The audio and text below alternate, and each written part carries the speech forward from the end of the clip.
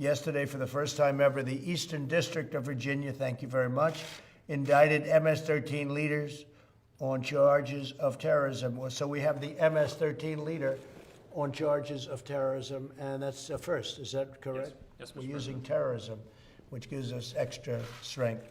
In New York and Nevada, 21 MS-13 members and leaders have been indicted on charges including murder, kidnapping, and drug trafficking. The DOJ has also announced that it will seek the death penalty for a bloodthirsty MS-13 leader responsible for the despicable killing of 7 Americans, including 2 teenage girls. Over the past few days, the DOJ and DHS have made several arrests at high levels in these cases, including several immigration arrests. And I want to thank Chad Wolf for working along with the FBI and with the Attorney General. They've worked very closely together at the border. And the border, as you know, is setting new records for allowing people in that are allowed to come in, allowing people in illegally. We believe the monsters who murder children should be put to death. We seem to have quite a good agreement on that. These people murder children, and they do it as slowly and viciously as possible. We will not allow these animals to terrorize our communities, and my administration will not rest until every member of MS-13 is brought to justice. We've done a great job with MS-13, but now we're stepping it up even to a higher level. This has never happened before. There's never been any move like this before. Much of it's already taken place, otherwise we wouldn't be talking about it.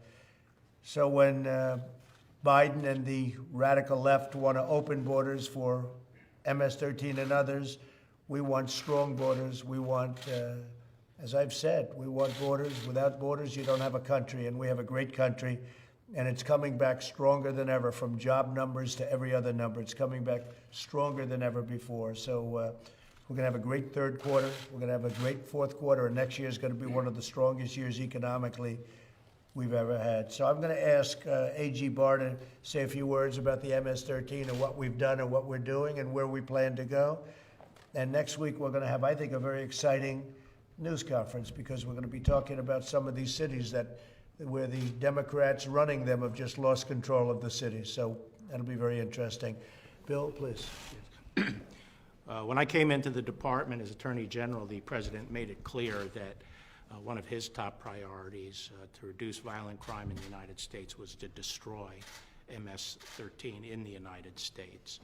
And what we've been in here discussing with the President is part of that effort, which is a Project Vulcan, or Task Force Vulcan, which is targeting the higher level players in the MS-13 operations in the United States. MS-13 is somewhat unique in this sense. They have the street savagery that you would see in a gang. It is not driven by commercial interests the way, for example, the mafia traditionally was.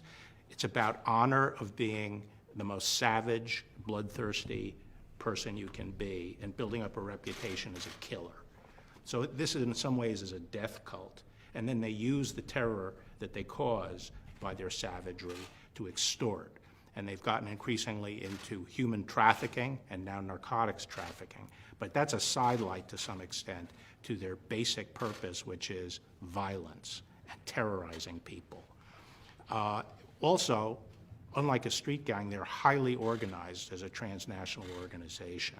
They operate with hierarchy, with programs. They call them programs. Think of it as a crime family, essentially. And then under each program, they have different cliques. They have programs and cliques operating in the United States. While their center of gravity is in Central America, there are thousands that have come into the United States illegally. They're virtually all illegal aliens. They come in now, although it's harder to get across the border, but traditionally they've come across the border into Houston and then fanned out across the United States into different centers of activity. Today, we were talking with the President about 3 actions we took. Melgar Diaz was indicted in the Eastern District of Virginia. First time we've used terrorism charges against a member of MS-13. He was responsible for activities in 13 states, 20 cliques in the United States. He was also the person who would greenlight assassinations in the United States. The orders come from El Salvador, or the request to assassinate people go down to El Salvador, and he would greenlight the hit. We also took down, this was an HSI case in Las Vegas. We took down the Hollywood clique, which operated not only in Nevada, but also in California and in the Eastern District of New York, again, Long Island. And we took down 21 members and the leadership of that organization. And then finally, these are the New York indictees. And then finally, I announced that we are going to seek the death penalty against Alexei Sayans, who is a leader in the Eastern District of New York, a leader of MS-13 there. The president made a trip to Brentwood, New York earlier in his administration, and he met with the families of victims that had been killed by MS-13, including the family of 2 young girls who were butchered with machetes. And the person that we are seeking the death penalty against was involved in those murders, as well as the murder of 2 African Americans who they just saw on the street and thought they were from a rival gang and just butchered. So those are the actions we're taking. There's more coming as we can target the leadership of MS-13. We're working very closely with the El Salvadorians on this. They've been very cooperative, and we have the HSI and the FBI with operations down in El Salvador.